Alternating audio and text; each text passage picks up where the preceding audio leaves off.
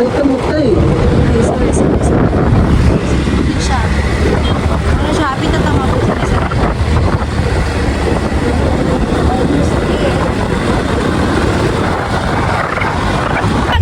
Google is the key. Kung gusto mo masaag, Google is the key. Dagan! Hey, saag na naman. Pero na, ay pagpada sa video. Sandira Beach. This way is to Sandira Beach. Money, the Rocky Road is giving. Alright. OMG. Okay kayo. This is way to Sandira Beach Paradise. Okay lang, Paradise man na imo mapadulngan. Alright. Paradise ha. Sandira Paradise. Uy. Tubol. Agay. Kung saan mo paradise, uy, hinibanta din yung indot dito sulod ha?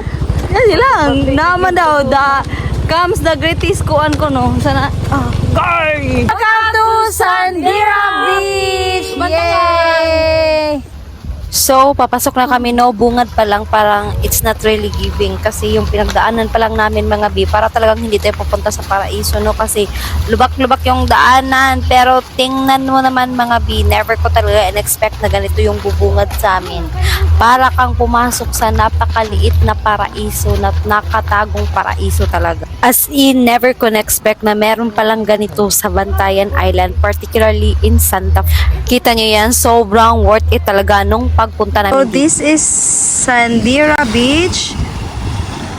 So, isa din to sa mga bucket list na dapat hindi nyo ma-miss pag magpunta kayo ng Bantayan Island. So, this one is Sandira.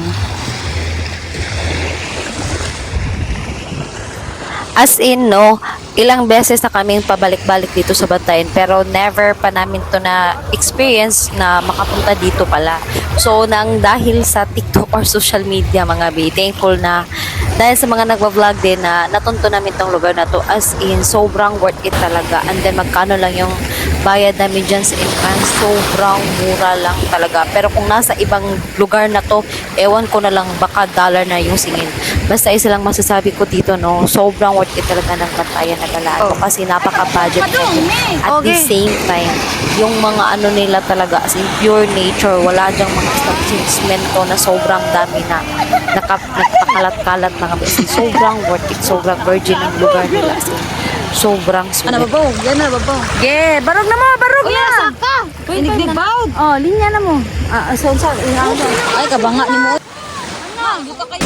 Saka, uy! Nigbawd! Yan saka, oh! Jay, bawda sa kaulo. Balik! 1, 2, 3.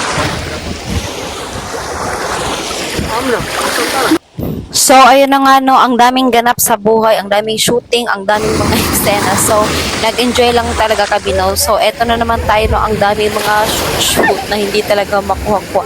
Pero sobrang enjoy namin. Kasi, alam nyo, napunta kami dito, sobrang bitina ng oras kasi hapon na pa sunset. Pero never namin na-expect na ganito pala kaganda yung paraiso na to kasi. Mostly kasi pag magpunta tayo, dagat na ganun. Pero eto talaga mga bi, as in, ang daming pang pwede discover. Tapos, ang ganda pa ng rock formation dito. Tapos dyan, pagpapasok ka dyan, pagtingin mo sa ibabaw, meron pang nakapormang parang heart or parang butas dyan na ano talaga sa bato. As in, sobrang worth it. Tapos magkano lang ha yung entrance dito, hindi babot isang daan. Tapos sa kabilang side naman, dito banda is tinatawag nilang Paradise Beach po ito. So wala naman akong nakikita mga cottage dito kasi hapon na rin walang masyadong tao. Pero careful lang kayo pag magpunta na kayo dito banda kasi yung parang hagdanan kasi dyan is parang nagka-crack na siya dahil siguro sa lindol. Pero safe naman siya sa lugar na yan. Extra careful lang talaga kayo pag mag-discover kayo sa isang lugar kasi hindi pa naman natin familiar yung lugar. Basta isa lang masasabi ko, sobrang worth it niya. Ang sarap niya balik-balikan. Kasi tingnan mo, oh, walang masyadong tao.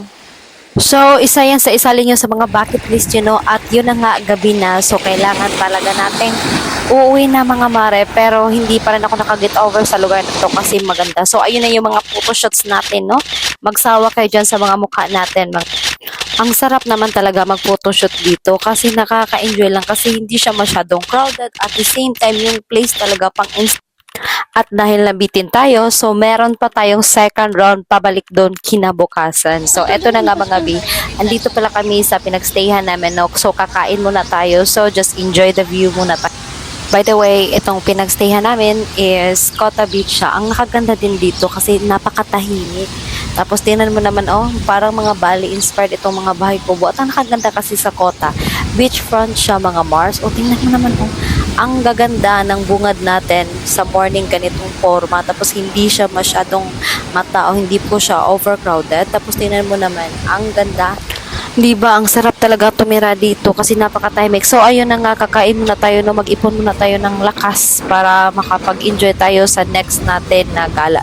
So, at eto na nga, papunta na kami doon. Supposedly, mag-island hopping kami. Pero, sad to say, eto, kahit meron siyang araw, malakas kasi yung alon. So, hindi pinayagan yung mga bangka na makapapunta doon kasi hirap na. So, doon na nga kami magpunta ulit sa Sandira. So, eto na kami. Chuya, oy.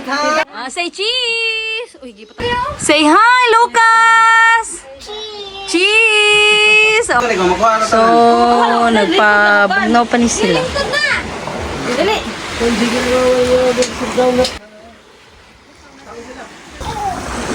Grabe, this place is really one of a kind. Tingnan mo, oh. Sobrang ganda ng nature talaga. Wow. This is Paradise Beach. And the other side there is Sandira Beach. But magkadugtong lang talaga sila. No, di mo ma-imagine. Look at the view. So nice. Grabe, para ka na rin nga sa ibang bansa pag dito ka mag-stay. This is Paradise Beach, by the way. And the other part there is Sandira Beach. Ganda talaga yan dyan sa dulo pa. Kaso lang, takot na akong mag-move forward pa talaga dun hanggang sa dulo. Kasi nga, ako lang mag-isa niyan kasi sila busy sila doon sa kaka-picture doon sa likod. Pero ang ganda pa talaga dyan. Ewan ko na lang ha, kasi sabi nila, and ako din, nakapunta din ako dito yung last time, sobrang taas ng tubig. Pero eto, low tide ata to, nung pagkapunta namin. Kasi kita mo talaga yung Waikiki. Pero maganda talaga siya. As in, tapos magkano lang yung entrance fee dito, hindi umabot ng 100 talaga. Ewan ko lang kung next time makabalik kami dito, as in, puntahan ko talaga yan dyan hanggang sa dulo. At saka for sure, pag Holy Week, punong-puno to ng mga tao dito, ang dami. Lalo na ngayon, sobrang na to sa social media, kalat na social media itong place na to. Supposedly, itong place na to is talaga siya, parang tagong paraiso. Pero, syempre, may social media, so ang dami nang nakakaalam. Pero talaga, worth it talaga siya. Tingnan mo naman yung rampa-rampa natin. As in, Instagrammable yung place. Ang ganda niya, picture yan. Mag-take ka ng videos, kahit mag-pre na call dito or mag-shooting ka. Maganda talaga siya. Tingnan nyo, hindi ko lang nakuhaan talaga yung ibang spot dito ng video. So, ayan na nga yung mga pictures namin. So, magsawa na kayo sa mga pictures namin and mag-enjoy na kayo dyan sa pagmumukha namin parang mga The main character. Mga pa-main character ni sila. Hi. China, hi. Welcome to my vlog. Kiss, kiss. Pastor! Lechon belly. Pastor, crispy pata. Kiss, kiss. Yeah. So, going home na. Thank you! Thank you, thank you. Okay, dali. So, at dahil gutom tayo sa ating gala, so eto na nga at kakain na tayo. Mag-ipon na naman ng lakas para makapaggala mamaya. So, yun lang mga guys. Thank you so much for watching.